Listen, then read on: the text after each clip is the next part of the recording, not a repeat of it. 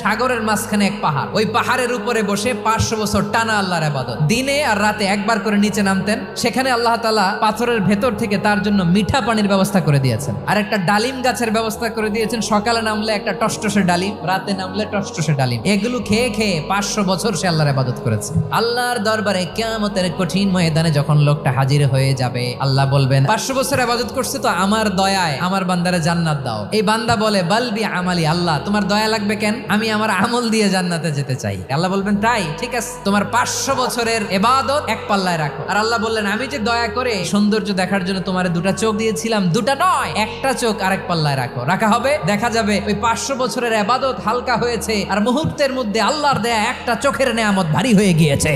ফলাফল দেখো, হিসাব বলে তুমি এখন জাহান্নামে যাবা, যাও এবার জাহান্নামে যাও। এবার লোকটা কাচুমাচু করে বলে আল্লাহ এবার আমি বুঝতে পেরেছি তোমার দয়া ছাড়া দুনিয়ায় কেউ জান্নাতে যেতে পারবে না।